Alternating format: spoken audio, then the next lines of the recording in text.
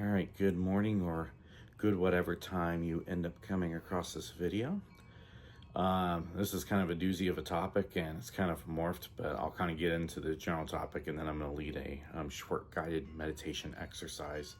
And then we're going to be getting into what has been told to me the topic today. This is partially channeled from my soul. There may be some archangels in with this, but what I've been shown is the topic is healing the masculine and feminine, transcending victim consciousness as a guise of faux power to an intentional empowerment as a whole person acting in love. Yes, that's a mouthful, but we'll break this down. There's some more practicality from a systems approach that I'm going to be throwing into this as well. But let's go ahead and just start. The energies seem to be very intense with the sun and everything going around, but then there's also this loving energy coming in after Easter that just feels like new starts and things, planting the seeds and waiting for the harvest is kind of an overall energetics that I'm getting right now. But let's go ahead and do a couple deep breaths and then we'll just get into this exercise real quick. Just breathe in through the nose and then exhale out through the mouth. And then we're going to do 2 cleansing breaths on top of that just to clear out the energy so we can get really into this. So inhale in. And then sigh out with your breath. Let's do one more of those to really anchor us in on this. And inhale in. And then one more sigh out.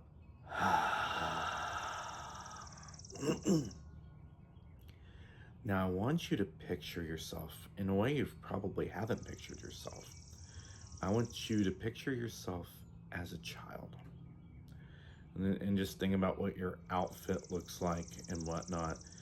It's really weird, the image I'm getting for myself, because as a young kid, I never wore a little man suit, but that's apparently what I have on, and I apparently have an Easter basket, but we're just going to go with it.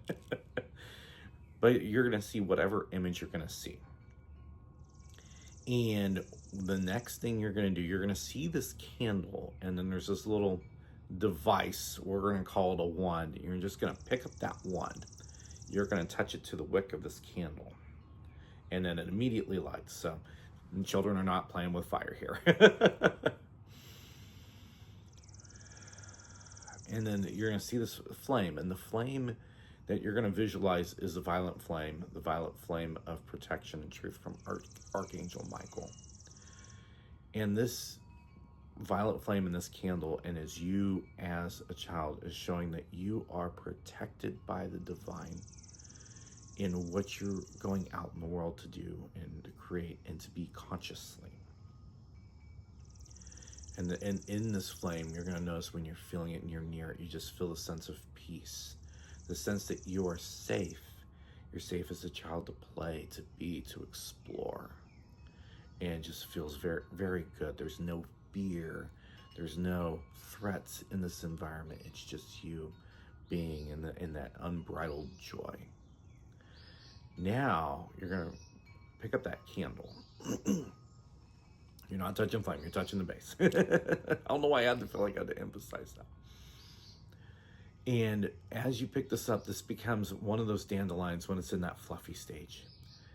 And I want you, then the kids, I know my inner child's just delighted for this part. You're going to blow and make all those dandelion fluff just go everywhere. And just think about making a wish or what you want to create just before you do this. And then go ahead and make a wish and then just blow it out and just go through the motions.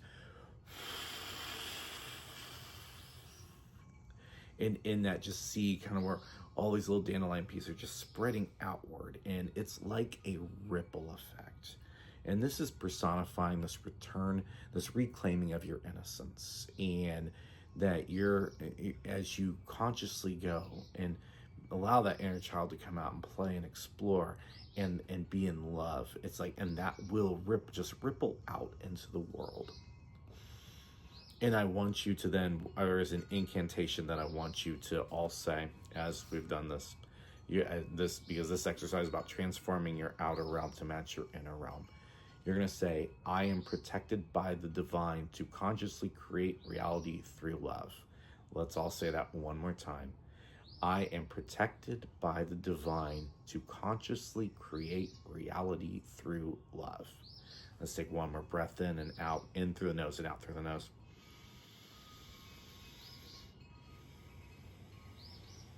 One more to anchor it in. Inhale in.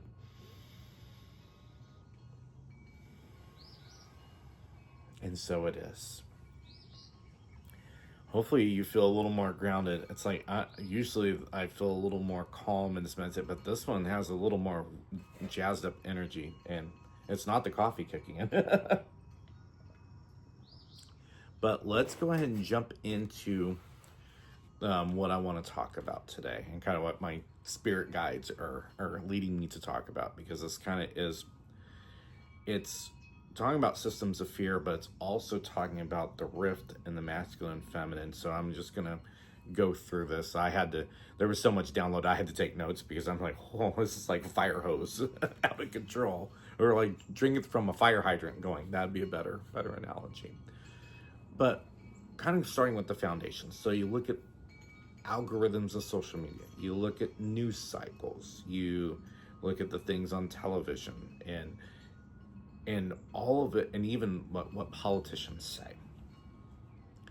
These are all systems of fear with their intention to keep the frequencies in this narrow range, to evoke a response in action from fear. And underline this part. I mean, you can if you want, if you're taking notes, but in your mind, underline actions from fear, because this is the nexus of kind of what has unfolded, and I would say is the fallout of everything.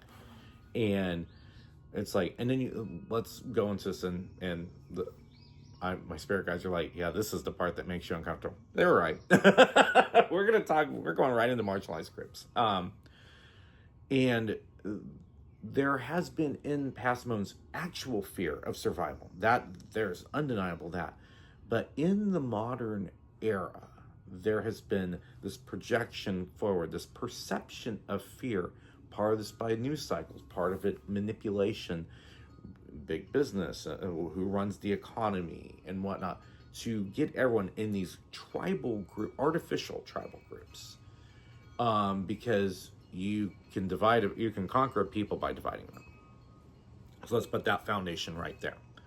And so even like the LGBTQ movement, if you don't support this, or us being this, or support the caricature of how the gay community is, these one that's I'm a gym rat, or I'm theater, whatever. I'm this role, I'm that role. All these very one-dimensional identities that create these caricatures, these stereotypes. And if you don't accept them, and then it even got into trans activism, and the trans activists, the ones that are the most avowed, and I can speak from my own experience on this, are not even trans. Let's start there and say, if you don't agree X, Y, and Z the way we're doing it now, we can start doing now gender affirming care on minors. It's like, then you're excluded, you're persona non grata in the community.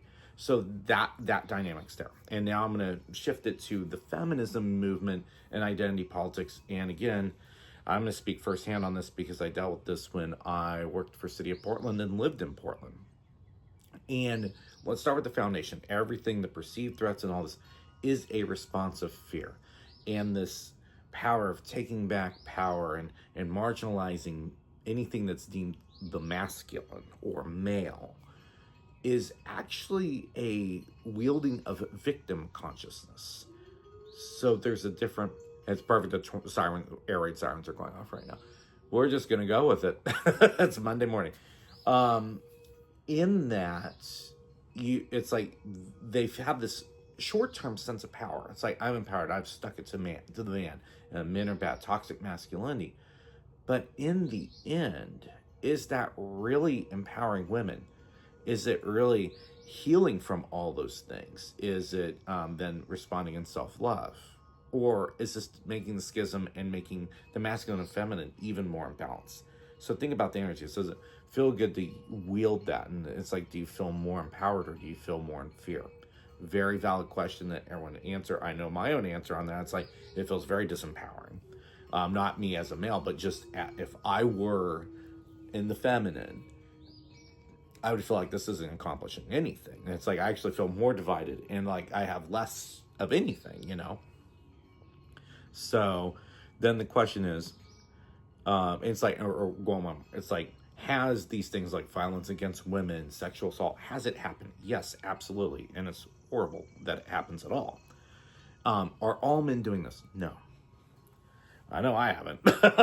So there's one. So if you think all men like this, here's your one exception. But when I was at the city of Portland, and this is kind of uncomfortable because if this gets in the wrong hands, it's like I may be reliving some of the crap that I went through going forward as I move back to Oregon. But because of me looking like Garden Gnome Amish, we're just going to call it what it is.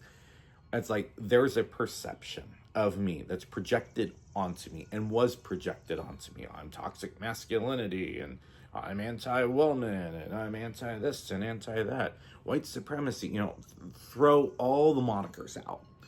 And that's what's projected on there. But does that create discourse? Does that really heal what actually has happened? Has it transcended the perceived fear even when it's not happening? So I just want to put the questions out there in that lens because there is a point to this in the end. And what this has done, it's created this cult of femdom. And it's like, and so you even have, and I'm even going to go to the dating world because I just got to dig through layers. And the swingers, the quote unquote poly people, yada yada.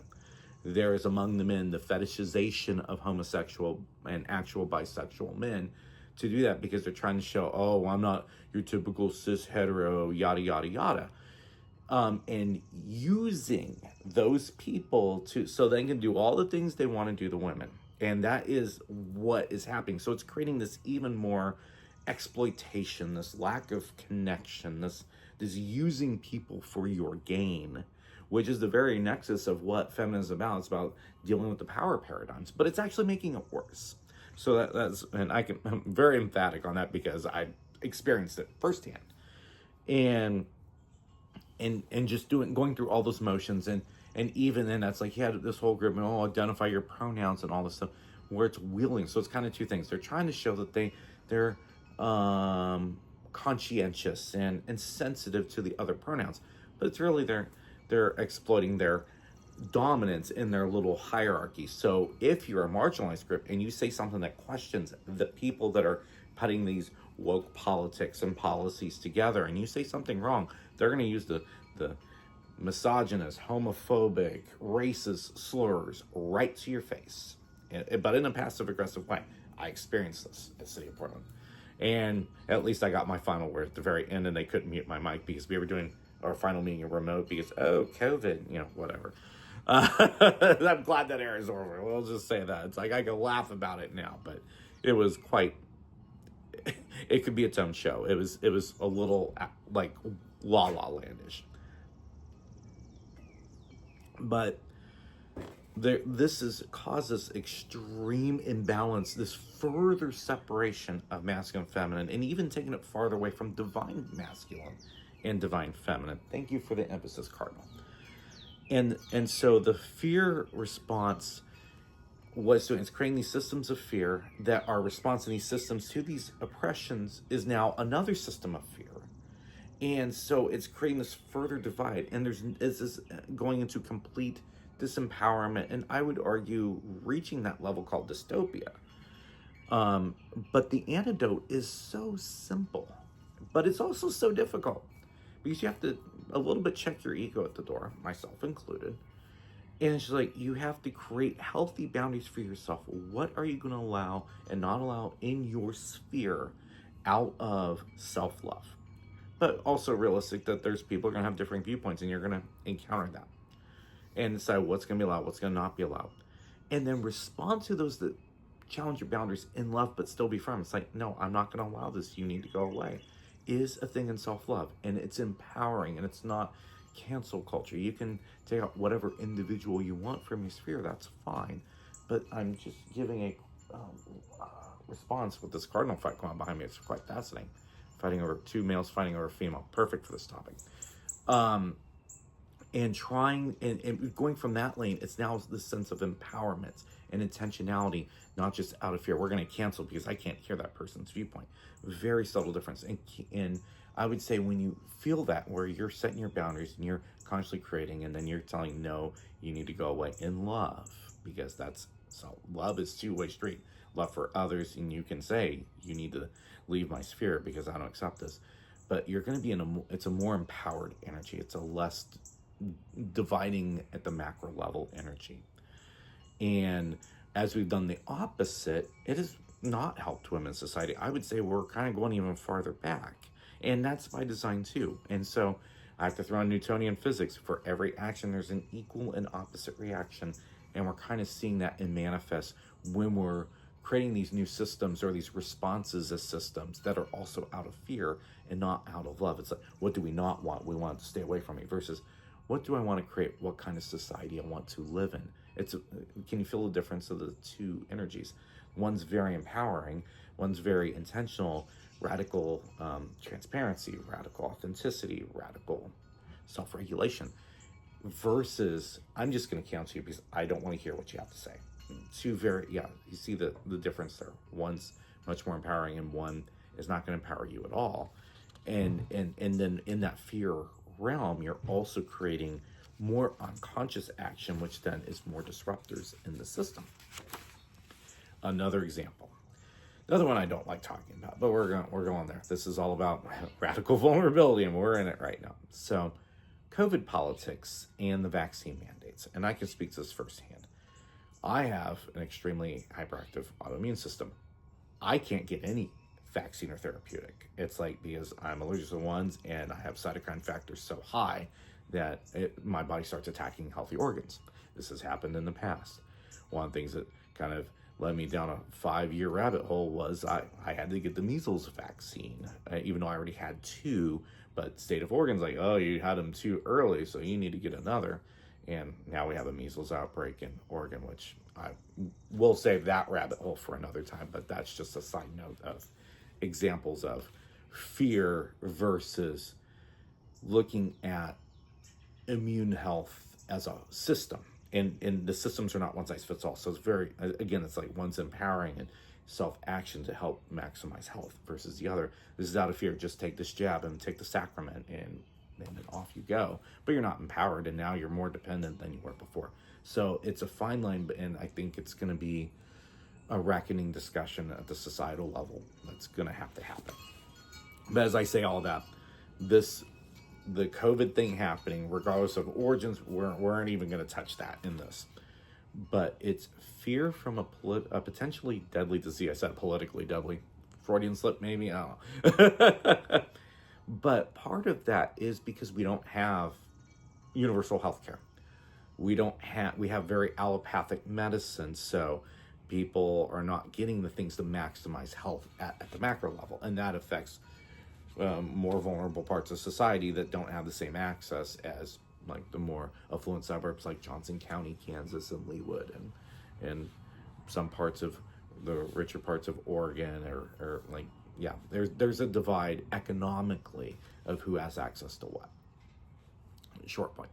So it was a system of fear response to keep us separated. We fear the other because they might have the disease and kill us, or you might kill your grandma if you haven't, you don't know it. And it's to help create a further us versus them system of fear. And then the shadow layer, this gets fun.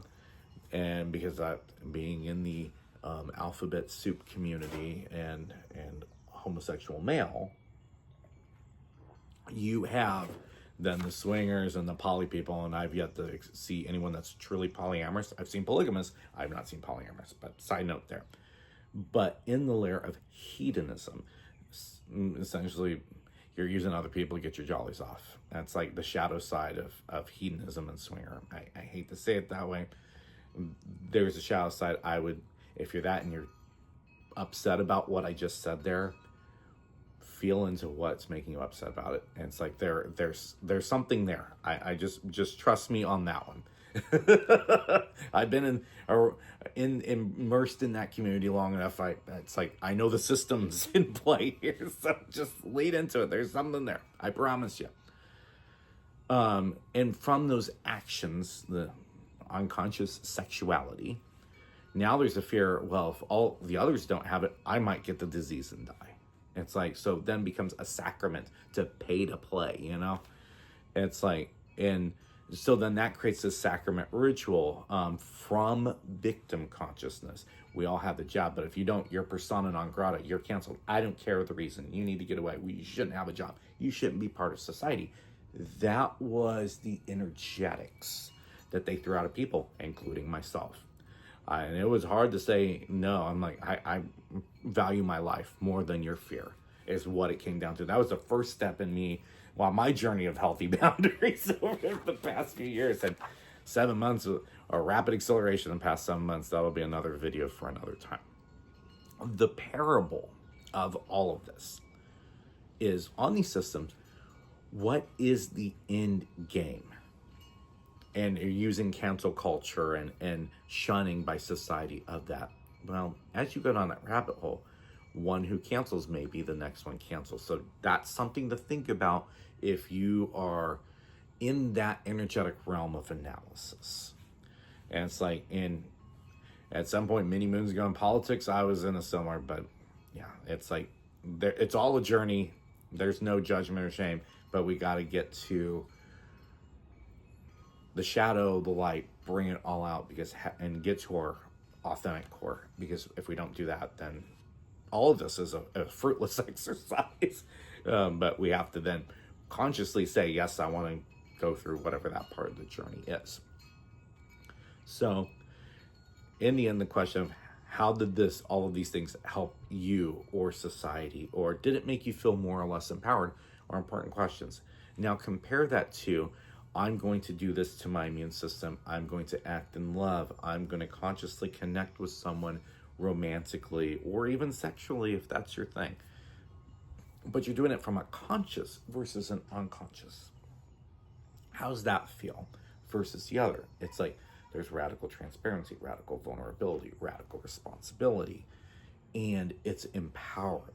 And so that's kind of the point I want to do. It's just, this is more about showing you another way than saying one's right or wrong. So I just want to get that analysis there. The human side still has a few little there, as I was saying, some judgments towards those things in the past, but it's a lot better. I can at least talk about it now than I did when all of it was happening. So in the end, I don't even have it all resolved. So this is all a journey. This is just my spirit guide saying it's time to talk about it, and me presenting this to you now. And then let's go back to the exercise that we did with the inner child. What if we focused on what our boundaries are, not just for others, boundaries for ourselves, the things that don't maximize our well-being, that don't maximize our health, that don't maximize joy in a very high, dense energy world. And this is out of self-love and making sure you have that balance. How's that feel versus, I don't want this person near me, or I don't want this around me, that kind of, those are two different energetics. And how's that other one feel? It's like, and where now you got this fear, and you know that you're protected by divine. Does that allow the inner child to come out and play and explore and be, and allow you to show up in a more lightful, joyous, curious sense of exploring this world as a human, soul having a human experience? So how's that feel for to me, that feels very uplifting, empowering, very free will. And I think that's, in the end, I think that's where we're kind of going towards if we're looking at spiritual journey as a system. And so then what if every boundary was consciously made? That this is out of, I need this because let's say you have a substance abuse, or you've had past things with addiction. You would consciously put a boundary to make sure you don't do anything that's going to re-trigger that addiction and go down that rabbit hole. That's an act of self-love. And if something you don't like is not making you feel well, and in personal parable, I tend to like eating some of the things that are told, I have reactions to. So one of the boundaries I'm working on And in this move is, and looking what grocery stores they have there, I'm going to be working towards that to further improve my health, because I've got a mountain to hike with a friend here. So I've got a little work to do if I'm going to climb Mount Shasta here in the near future. But just saying that because I want to make sure that it's known that I'm not coming from the lens I've got this all figured out. In the end, we can have moments where we have it figured out, but we're still human. And so, wings and goats, you can't attach to it. And that goes to like a Gangaji parable. Stop trying, stop forcing, stop doing, just be. And then when you put all these boundaries and stuff together, how does that impact you? And where you're creating action through free will, and you're allowing other people to do free will. And if something doesn't right and it's kind of toxic in your sphere, just enforce your boundaries. How's that feel? That's very empowering. That's you in the driver's seat. That's not someone else in the driver's seat.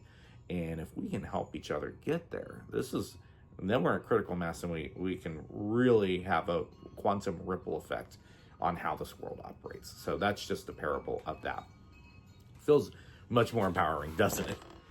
And then as you step into the outer world, it's like, yeah, that was the other thing. So I wrote something down wrong. As you're making these shifts internally, it's going to ripple out to the outer world. But because the energies are more dense, it's going to be a lot harder to see that change. It's going to be a little slow. It's kind of like when you're on a weight loss journey, and I've been through many in my life. It's like you start doing all the healthy things, or you're in the right frame of mind.